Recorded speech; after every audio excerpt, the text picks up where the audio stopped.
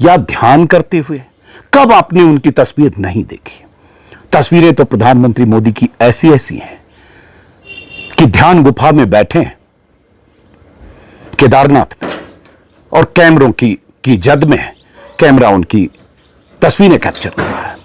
प्रधानमंत्री मोदी की तो ऐसी ऐसी तस्वीरें हैं कि भगवान की मूर्ति के सामने आरती करते वक्त, पूजा करते वक्त ध्यान यह रखा गया कि प्रधानमंत्री को कहां होना है, जिससे मुकम्मल फ्रेम या प्रधानमंत्री का पूरा चेहरा ठीक से पोस्चर पूजा करते वक्त का कैमरे में कैद हो पाए।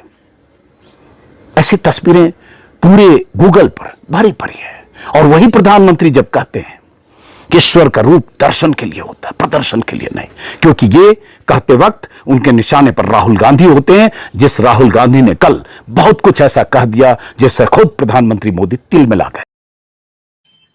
तो ये जो भगदड़ जब मची है, गड्ढे और उबड़ खाबड़ जमीन, उसमें लोग फंसते गए, गिरते गए, ये सबसे ज्यादा। और हुआ क्या कि जो इनके सेवादार लोग थे, जैसा अभी सर बता रहे थे आजाद सर, उनके सेवादारों ने सबको रोक दिया था।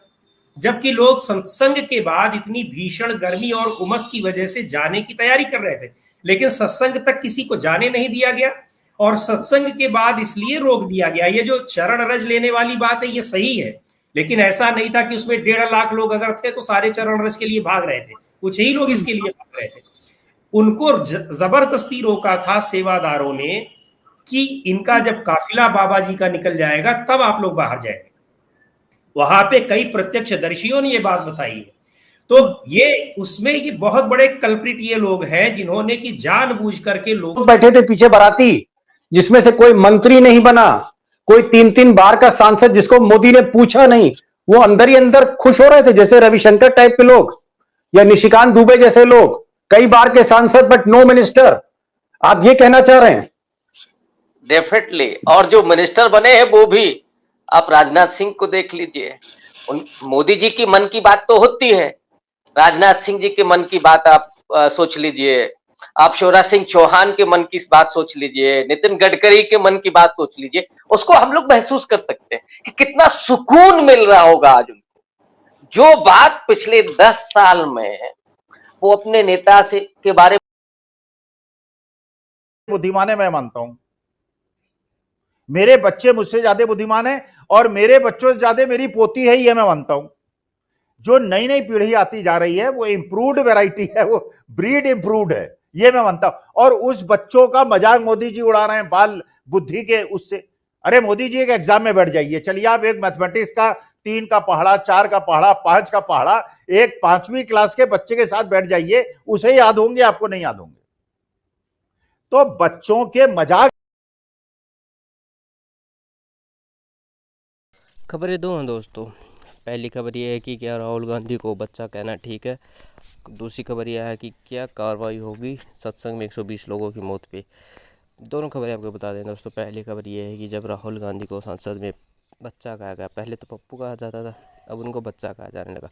उन्होंने कहा कि जब प्रधानमंत्री के ये बयान है कि 99 लेने वाला बच्चा गली गली घूम के शोर मचा रहा था कि मेरे तो 99 अंक है, तो सब सोच रहे भाई सबको उसका माहौल है, उसके समर्थक में 99 नंबर है। उसके बाद इनका बाप आता है और बाप बताता है कि बेटा ये 543 में से नंबर है, जो ये तुम्हारे 99 नंबर है वो 543 में तुम फेल हो चुके हो, टोटल फेल। तो इसमें ये खबर है दोस्तों।